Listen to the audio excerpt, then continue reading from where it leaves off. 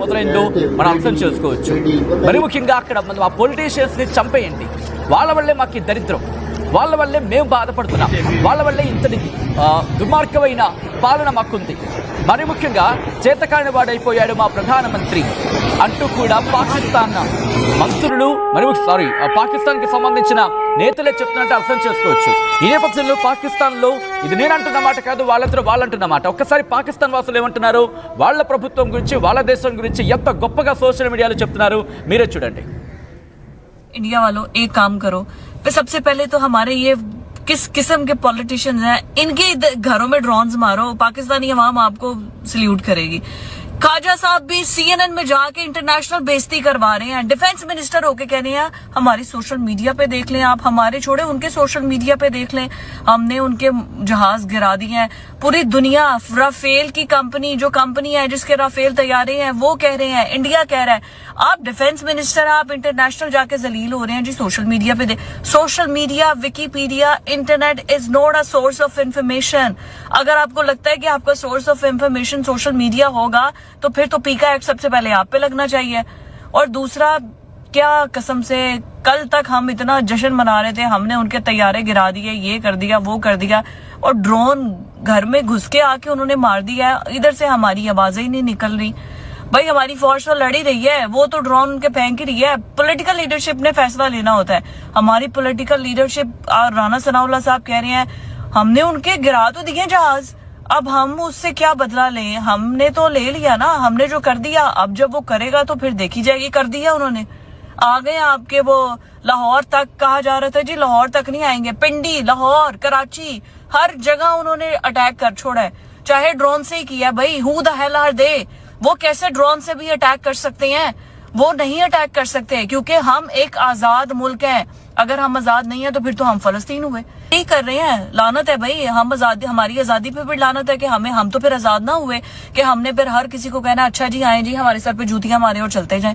हमारी लीडरशिप को गैरत ही नहीं आ रही. और जिसको आपने अडियाला में बैठा, अब तो मैं कहती हूँ उसको वाकई बाहर निकाल दें, उसको बाहर निकालें ताकि वो बाहर आके पूरी दुनिया को बताए कि CNN पे कैसे इंटरव्यू देना है. और अगर कोई आपको टफ क्वेश्चन आता है, मैं हैरान हूँ ख्वाजा साहब और राणा सनाउल्लाह, शहबाज शरीफ, यार ये किस किस्म के मंजे हुए सियासतदान है, ये नहीं कर सकते. हद है. वैसे अजीब बात है कसम से, हमारी लीडरशिप क्या कर रही है. एक बार दबंग तरीके से, और कुछ नहीं, हमें आवाम को खुश करने के लिए जरा चीखे चलाएं, जरा मारे गीदर बपकियां ही मार दे.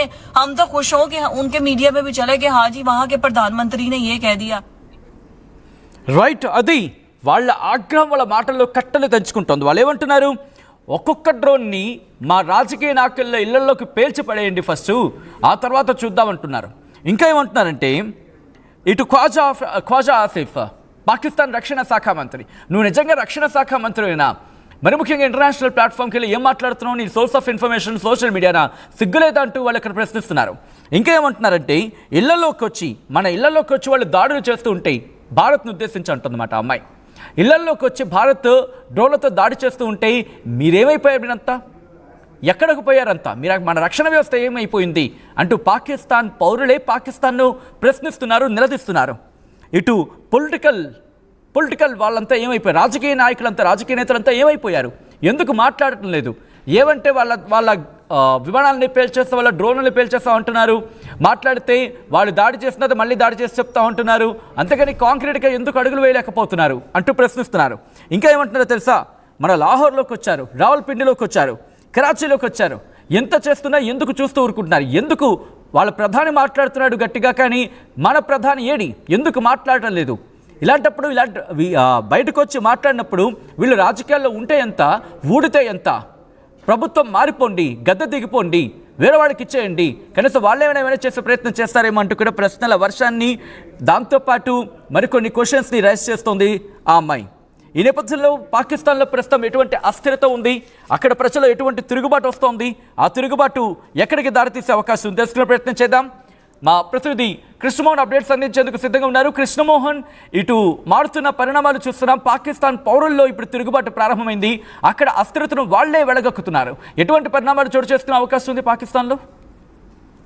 ఇదే విషయాన్ని మనం దాదాపుగా 2 రోజుల నుంచి మాట్లాడుకుంటూనే ఉన్నాం. బేసిక్ గా పాకిస్తాన్ ప్రజలు పూర్తిగా కూడా పాకిస్తాన్ సైన్యం మీద దాడి చేశారు. నిన్న రాత్రి చాలా మందికి తెలియని విషయం ఏంటంటే పాకిస్తాన్ ప్రజలు పాకిస్తాన్ సైన్యం మీద లాహోర్ లో కావచ్చు, ఇస్లామాబాద్ లో కావచ్చు, చాలా ప్రాంతాల్లో తరిమి కొట్టిన పరిస్థితి ఉంది. అంటే వాళ్ళ సైన్యాన్నే పాకిస్తాన్ ప్రజలు దాడి చేసిన పరిస్థితి.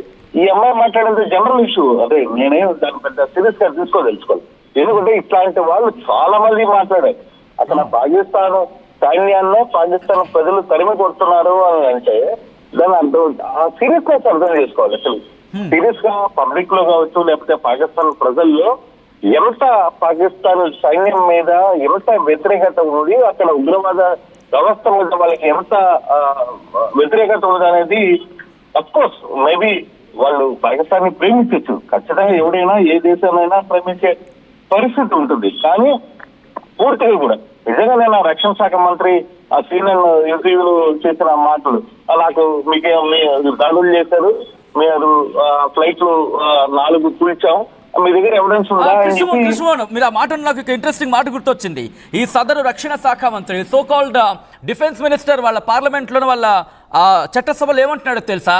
ఎందుకు మీరు డ్రోన్లను కోల్చలేకపోయారంటే మన లొకేషన్స్ని ఎక్కడ గుర్తుపట్టేస్తుందని చెప్పి కోల్చలేకపోయామని చెప్పి సదరు సో కాల్డ్ డిఫెన్స్ మినిస్టర్ వాళ్ళ చట్టసభలో చెప్పుకొచ్చాడు.